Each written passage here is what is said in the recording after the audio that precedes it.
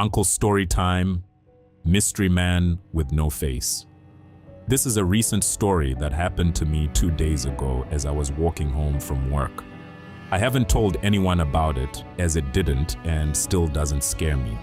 So 2 days ago, as I was walking home from work, as my usual habit, I see people from my neighborhood, and I usually stop and talk to them for a bit before continuing on my way, as it is my habit to greet everyone I see.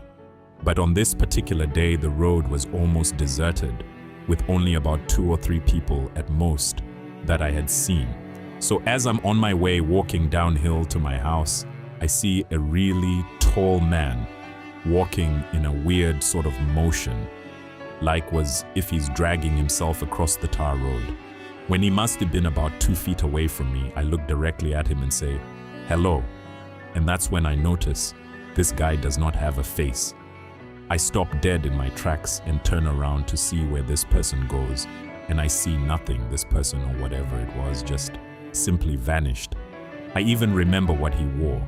He had a white cap on, but that couldn't have been a reason I didn't see his face, as he was really close to me for me to notice what he wore, right down to the colors of his clothes.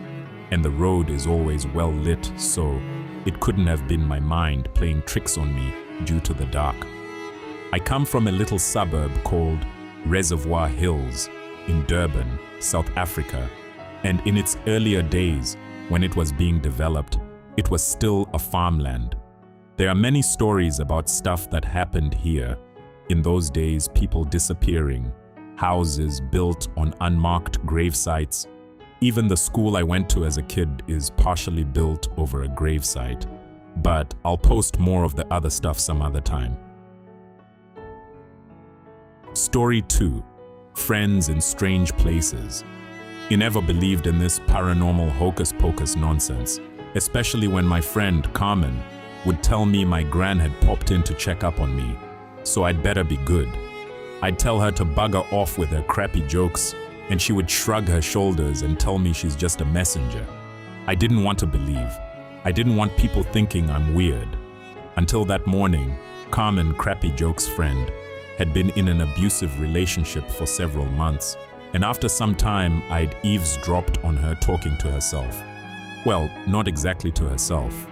It was as though she were talking to someone, and said someone was answering her. Sometimes she'd laugh as though she'd heard the funniest joke, and other times she looked irritated. Perhaps there was someone else telling her to get out of the relationship. She didn't like me telling her she deserved better than what she was accepting. She'd stomp off and tell me I don't know what I'm talking about. Does my grown friend have an imaginary pal? I wanted to ask her, but how the heck do you ask an adult that question? And is one ever prepared for the answer? We'd been friends for over 10 years. I knew her as well as I knew myself until she got involved with Nick. I knew about her friend Justin, who'd passed away because I was there through it all. The tears, the sorrow, the guilt, and finally, the acceptance. Justin had been a sweet soul, and they'd been best friends until he got lost amongst wrong friends and drugs. Carmen and I were sitting in the living room, paging through some old photo albums when Nick walked in. She immediately tensed up and I secretly rubbed her back to help her relax, to let her know I had her back.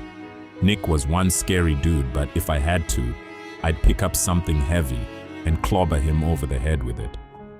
I'd had enough of seeing my friend trying to hide her bruises, making excuses for Nick's behavior, and slowly withdraw from our circle of friends. I told you to get rid of that shit. I had no idea what he was referring to until he grabbed the album and flung it across the room. "What's your problem, Nick? They're just old pictures," I'd said. He told me to shut up or I'd end up just like Carmen, and grabbed her up by the shoulder, telling her he'd warned her. I tried to step between them, but he pushed me away so hard I went sprawling the length of the living room. I remember thinking, please help us. Someone please help us. The next scene is like something from a movie.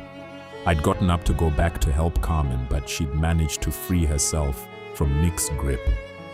"Hey, But when I got closer, I noticed Nick was somehow being blocked from reaching Carmen by a man, a young man.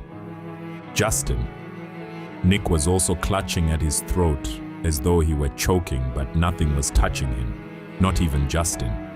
Could he even? He didn't look like solid, more like Flip. I don't know how to explain it. He just wasn't like you and me, something you could touch and feel. It's been a few weeks now, and while Justin's appearance scared the black out of my skin pigmentation, I'm just glad to have my friend back. I've had 2 other experiences since then. Perhaps I'll share, but it's taken a lot for me to share this one. So perhaps I will, just not soon. Carmen is doing well with the help and support of family and friends, and she's kinda chuffed to have someone to share ghost stories with. I've told her about this website. I hope she comes.